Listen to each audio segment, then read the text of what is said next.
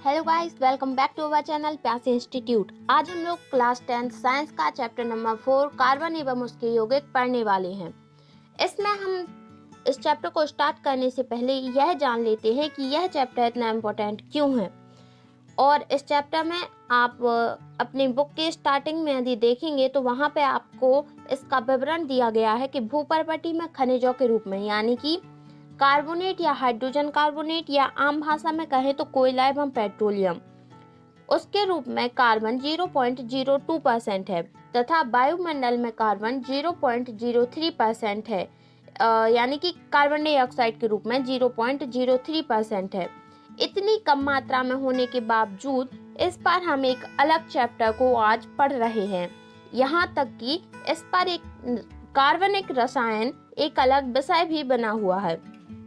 तो ऐसा क्योंकि हम इसको पढ़ रहे हैं। नाइट्रोजन वायुमंडल में 78% है, हम उसके बारे में क्यों नहीं पढ़ रहे। तो इस चैप्टर में हमें इस क्वेश्चन का आंसर मिलने वाला है।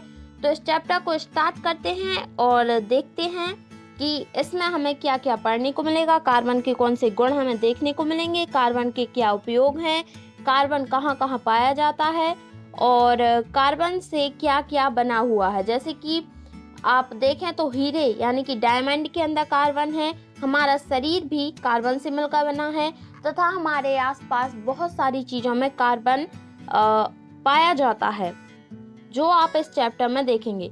चलिए देखते हैं हमारे चैप्टर को। कार्बन के वाहक कोश में 4 इलेक्ट्रॉन होते हैं, अर्थात 4 संयोजकता इलेक्ट्रॉन होते हैं। अब वाहक कोश का अर्थ हम आपको समझाते हैं। कार्बन के वाहक कोश यानी कि यह है नाभिक किसी भी परमाणु के। परमाणु में अलग अलग कोश पाए जाते हैं। ये चीज आप क्लास 9th में पढ़ चुके हैं। यह है उसका नाभिक तथा ये के कोश, एल कोश तथा एम कोश। यह होता है सबसे बाहरी कोश। इस बाहरी कोश में कितने इलेक्ट्रॉन पाए जाते हैं? 4।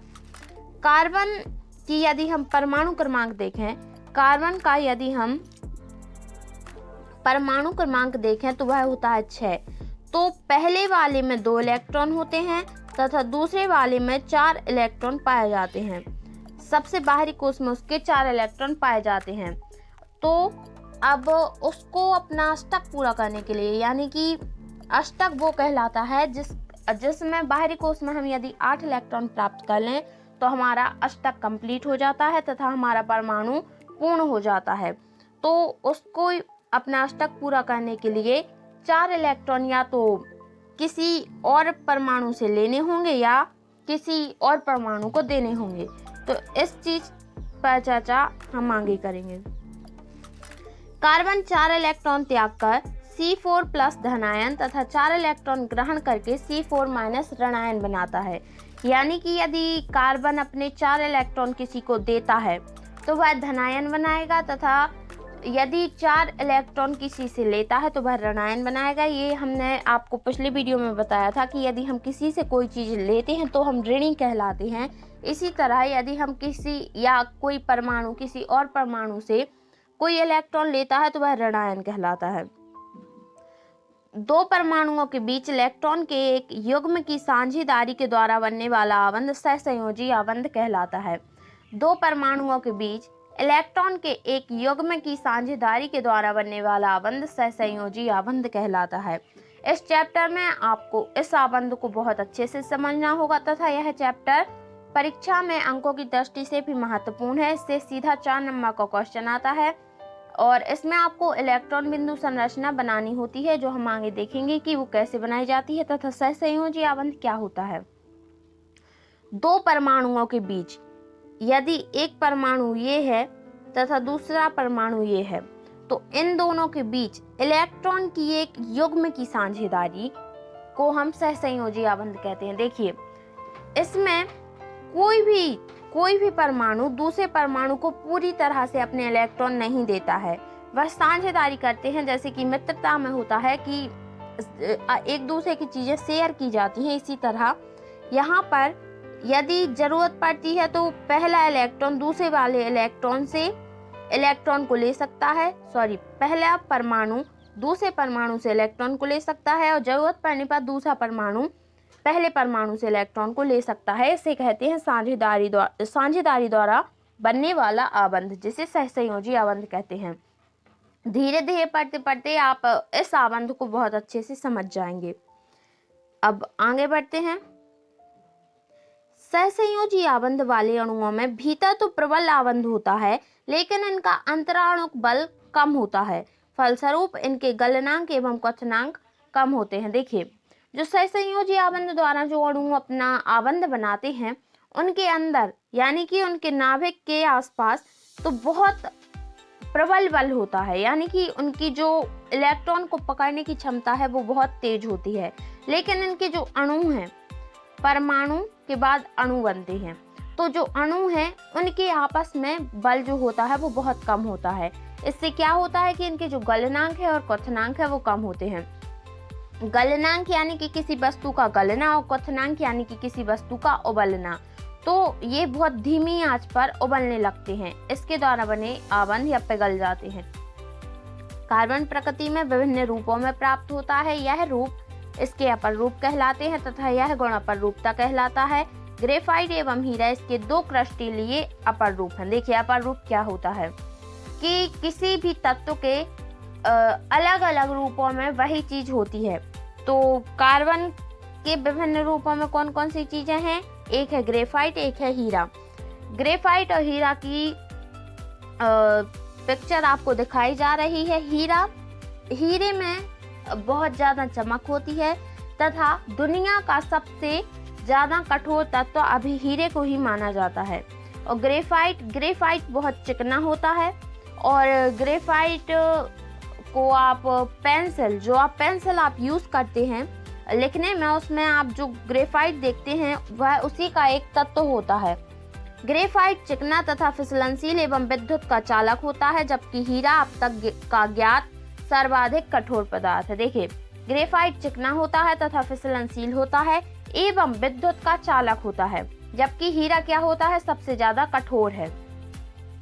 कार्बन परमाणुओं में कार्बन एवं अन्य परमाणुओं के साथ आबंध बनाने की अद्वितीय क्षमता होती है। कार्बन के इस गुण को श्रृंखलन कहते हैं। श्रृंखलन क्या है कि जो कार्बन के परमाणु होते हैं वो कार्बन के ही अन्य परमाणुओं के साथ आबंध बना सकते हैं श्रृंखला के रूप में। जैसे कि ये होती है श्रृंखलन, ऐसे सीधे तरीके से जो आबंध बनते जाते हैं उसे श्रृंखलन रूप कहते हैं तथा इस तरीके से आबंध बनता है जिसे क्या कहते हैं? श्रृंखलन। और एकल आबंध वाले कार्बनिक यौगिक संतृप्त यौगिक तथा द्विबंध एवं त्रिबंध वाले यौगिक कार्बनिक यौगिक असंतृप्त यौगिक कहलाते हैं। देखिए,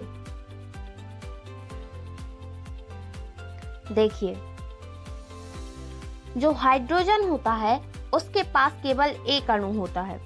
हाइड्रोजन के पास सिर्फ एक इलेक्ट्रॉन होता है तथा इसे अपना कोष को पूरा करने के लिए कम से कम 2 इलेक्ट्रॉन की आवश्यकता होती है। क्यों?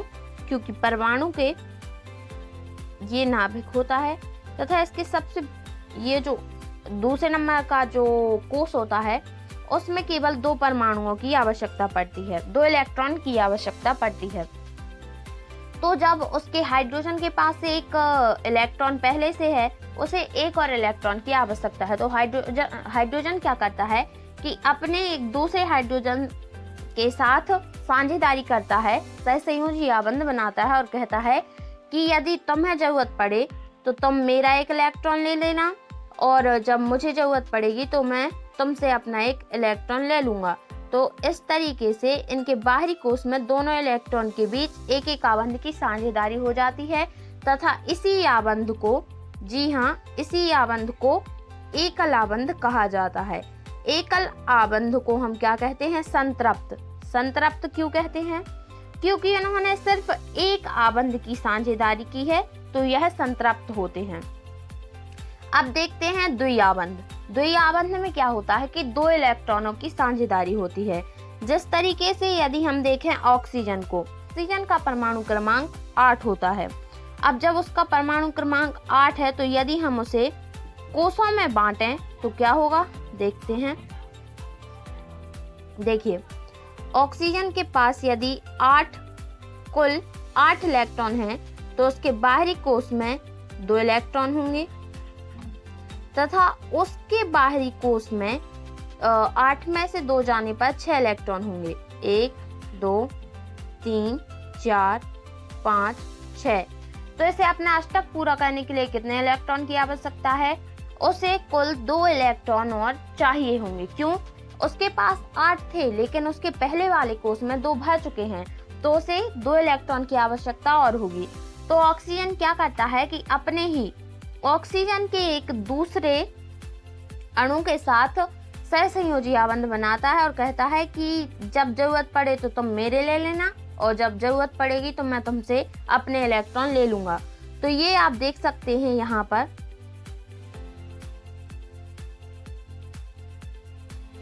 ऑक्सीजन से क्या होता है कि ये 2-2 इलेक्ट्रॉन की साझेदारी होती है, तो दोनों के पास एक, देखिए हम इसको काउंट कर लेते हैं, 1 2 3 4 5 6 7 8। इस वाले इलेक्ट्रॉन के पास भी 8 इलेक्ट्रॉन हो चुके हैं तथा इस वाले इलेक्ट्रॉन के पास भी 8 इलेक्ट्रॉन हो चुके हैं, परमाणु के पास। इस तरीके से द्विआबंध बनता है। द्विआबंध असंतृप्त आबंध होता है। क्यों होता है? क्योंकि जब हम एक इलेक्ट्रॉन की साझेदारी करते हैं तो उसमें बल कम लगता है तथा जब 2 इलेक्ट्रॉन की साझेदारी होती है तो उसमें बल ज्यादा लगता है तथा उसका संतुलन बिगड़ जाता है, जिसे हम असंतृप्त कहते हैं। तो द्विआबंध और त्रिआबंध बनाने वाले परमाणु असंतृप्त होते हैं तथा एक आबंध बनाने वाले परमाणु संतृप्त होते हैं। इसी तरीके से 3 आबंध बनाने वाले परमाणु को त्रिआबंध कहा जाता है। नाइट्रोजन की परमाणु संख्या 7 होती है, तो इसे अपने बाहरी कोष को पूरा करने के लिए 3 इलेक्ट्रॉन की आवश्यकता है। तो इसी तरीके से ये भी अपने दूसरे नाइट्रोजन के परमाणु के साथ आबंध बनाता है और साझेदारी करके अपने अष्टक को पूरा करता है, जिससे कि दोनों परमाणुओं के पास इलेक्ट्रॉन की पूर्ति हो जाती है तथा त्रिआबंध का निर्माण होता है। तथा यहाँ पर आप चिन्हों को दर्शाने के लिए एक चीज याद रखिए, जैसे कि यदि एकल आबंध बनता है, जैसे कि हाइड्रोजन में बनेगा, तो निशान हम इस तरीके से लगाएंगे, हाइड्रोजन हाइड्रोजन। तथा जैसे कि ऑक्सीजन में द्विआबंध बना था, तो यहाँ पर हम द्विआबंध को 2 डंडियों से दर्शाएंगे तथा ऐसा ओ बनाएंगे। ये संकेत होते हैं लिखने के। तथा जब त्रिआबंध बनता है तो यहाँ पर 3 डंडी लगाकर दोबारा से एन लिखा जाता है। इस तरीके से हम दर्शाते हैं कि कितने आबंध बन रहे हैं। आगे बढ़ते हैं। फ्रेडरिक वोहलर ने सर्वप्रथम अमोनियम साइनेट से प्रयोगशाला में यूरिया का निर्माण किया। कार्बन के यौगिकों में कार्बन की लंबी श्रृंखला, कार्बन की विभिन्न शाखाओं वाली श्रृंखला एवं वलय में व्यवस्थित कार्बन पाए जाते हैं। जैसा कि पहले ही कहा गया है कि कार्बन विभिन्न रूपों में विद्यमान होता है तथा उसके पास श्रृंखलन तथा वलय की 2 तरीके से बनने वाली शाखाएं होती हैं। श्रृंखलन में आपको बता चुकी हूँ। वलय हम इस तरीके से बता सकते हैं कि जैसे कि 4 कार्बन सहसंयोजी आबंध बनाते हैं, तो वो इस तरीके से ऊपर नीचे की ओर करके अपना आबंध बना सकते हैं, जिसे वलयाकार कहा जाता है। हाइड्रोजन एवं कार्बन से निर्मित यौगिक हाइड्रोकार्बन कहलाते हैं। ये लाइन IMP है, इसे आप याद रखिएगा कि हाइड्रोजन एवं कार्बन से निर्मित यौगिक हाइड्रोकार्बन कहलाते हैं। एकल बंध वाले संतृप्त हाइड्रोकार्बन एल्केन, द्विबंध वाले असंतृप्त हाइड्रोकार्बन एल्कीन तथा त्रिबंध वाले असंतृप्त हाइड्रोकार्बन एल्काइन कहलाते हैं। देखिए, जो एकल बंध है वो एल्केन कहलाएगा, जो द्विआबंध है वो एल्कीन कहलाएगा तथा जो त्रिआबंध है वह एल्काइन कहलाएगा। इस तरीके से अलग अलग नाम दिए गए हैं। यहाँ पर हम आगे कलर चेंज कर लेते हैं। देखिए, ये सूत्र आपको याद रखने हैं। एल्केन का सामान्य सूत्र होता है CnH2n+2। CnH2n किसका? एल्कीन का, तथा एल्काइन का CnH2n-2। इसका यूज मैं आपको बता देती हूँ कि जैसे आपको मीथेन या एथेन की संरचना देखनी है तो आप लिखेंगे कि जैसे CnH2n+2। तो यहाँ पर यदि हम n की जगह पर 2 रखते हैं एल्केन वाले इस सूत्र में, एल्केन वाले CnH2n+2 में यदि हम n बराबर 2 रखते हैं तो यहाँ पर क्या होगा, C2 तथा H 2 × 2 + 2, तो 2 × 2 कितना होगा 4, 4 + 2 कितना होगा 6, तो यहाँ पर आंसर आएगा C2H6। यह किसका सूत्र है, एथेन का। ठीक है, एथेन की संरचना आपकी बुक में चित्रों द्वारा दर्शाई गई है, आप देख सकते हैं। आगे बढ़ते हैं। वाष्पशील एवं गैसीय पदार्थों के जलने पर ही ज्वाला उत्पन्न होती है। यह कहने वाली चीज नहीं है, लेकिन आपको बताया गया है कि जो वाष्पशील होते हैं और जो गैसीय पदार्थ होते हैं उनके जलने पर ही ज्वाला उत्पन्न होती है। कार्बनिक यौगिकों में हाइड्रोजन को प्रतिस्थापित करने वाले तत्व विषम परमाणु कहलाते हैं। कार्बनिक यौगिक होते हैं जो, उसमें यदि कोई तत्व हाइड्रोजन को विस्थापित करता है या प्रतिस्थापित करता है तो उस तत्व को हम विषम परमाणु कहते हैं। विषम परमाणु तथा वे समूह जिनमें ये उपस्थित होते हैं, जिनमें विषम परमाणु उपस्थित होते हैं, कार्बनिक यौगिकों को विशेष गुण प्रदान करते हैं जो प्रकार्यात्मक समूह कहलाते हैं।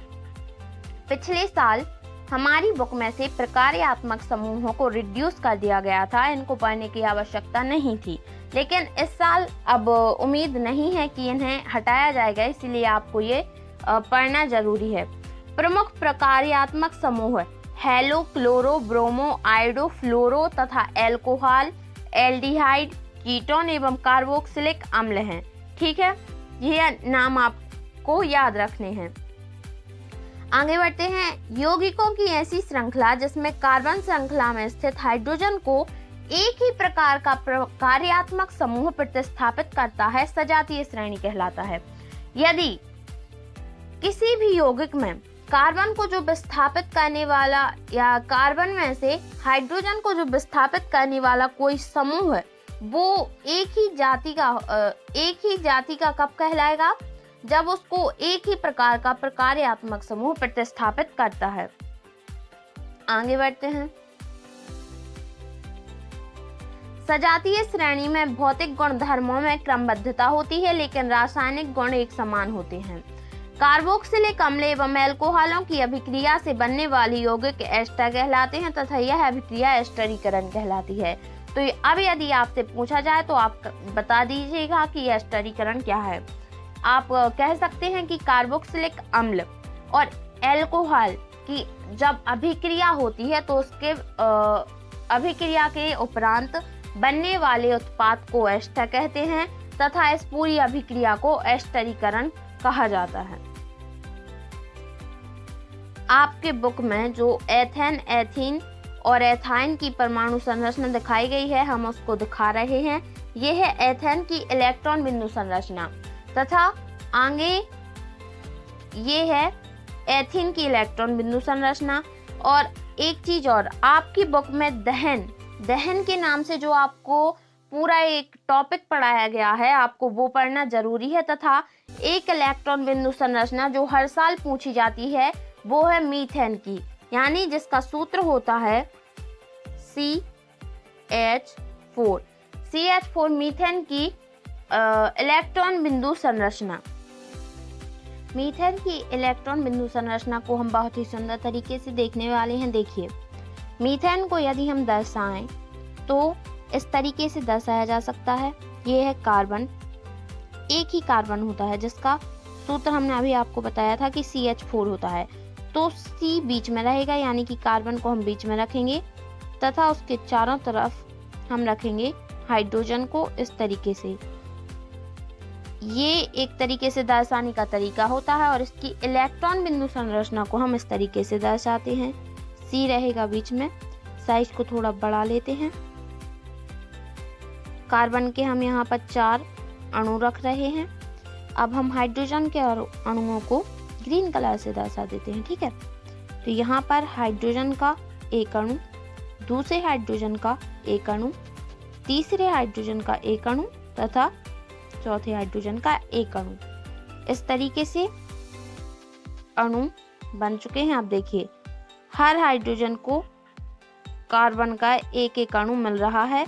इस तरीके से हर हाइड्रोजन के पास एक एक अणु यानी कि 2 अणु बन चुके हैं। उसके जो बाहरी कोश है उसमें 2 इलेक्ट्रॉन चाहिए होते हैं, तो वो अपने परमाणु को संतुष्ट कर चुके हैं तथा कार्बन भी इन चारों हाइड्रोजन के एक एक अणुओं को लेकर अपने अष्टक को पूर्ण कर लेता है तथा इस प्रकार से हम बनाते हैं किसकी संरचना, मीथेन की संरचना हमारी बन जाती है, जिसे हम CH4 के द्वारा दर्शाते हैं। यही आपसे पूछा जाता है।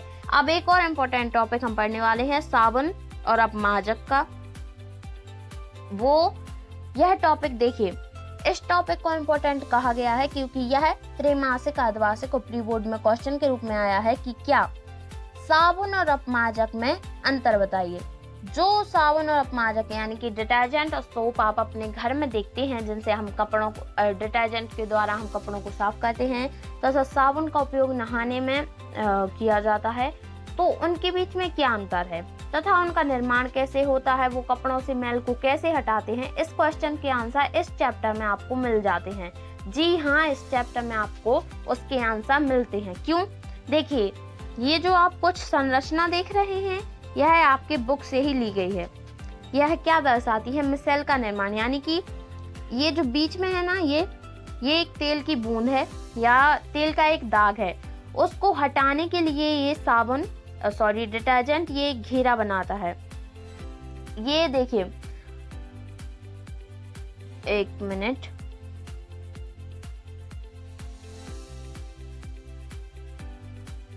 ये जो इस तरीके से आप ये संरचना देख रहे हैं, ये यहाँ पर ये जो गोल भाग है इसको हम कहते हैं जलरागी। एक मिनट, इसे हम कहते हैं जलरागी सिरा तथा इसे हम जलबरागी पूंछ कहते हैं। तो ये क्या उपयोग करते हैं कि ये इसी तरीके से मैल को पकड़ने के लिए एक घेरे को बनाते हैं तथा इसके जो गोल भाग हैं ये पानी को अंदर जाने से रोकते हैं। कब तक? जब तक कि ये स्मेल को अच्छे से झाग पकड़ नहीं लेता है। फिर जब ये घेरा बन जाता है तो पानी के बहाव के साथ ये मैल को भी साथ में बहा कर ले जाते हैं और आपके कपड़े अच्छे से साफ हो जाते हैं। ये अपमार्जक का कार्य होता है और साबुन का उपयोग नहाने में होता है। इसी तरीके से शरीर के मैल को भी साबुन हटाती है। लेकिन साबुन क्या होती है? साबुन लंबी श्रृंखला वाली कार्बोक्सिलिक अम्ल है जो पोटेशियम या सोडियम लवण का बना होता है, और जो अपमार्जक है वो सल्फोनेट या अमोनियम लवण से बनाया जाता है। ठीक है, इनका निर्माण होता है तथा इसी तरीके से मिसेल का निर्माण करके मैल को हटाते हैं। तथा इसमें यदि अंतर पूछा जाए तो वो आप बता सकते हैं कि साबुन का उपयोग नहाने में किया जाता है, अपमार्जक का उपयोग कपड़े धोने में किया जाता है। साबुन कठोर जल में झाग नहीं देते हैं, लेकिन अपमार्जक कठोर जल में झाग दे देते हैं। इस तरीके से आप बता सकते हैं। आज की वीडियो में इतना ही। यदि वीडियो पसंद आई हो तो वीडियो को लाइक करें, चैनल को सब्सक्राइब करें। मिलते हैं नेक्स्ट वीडियो में, तब तक के लिए बाय बाय।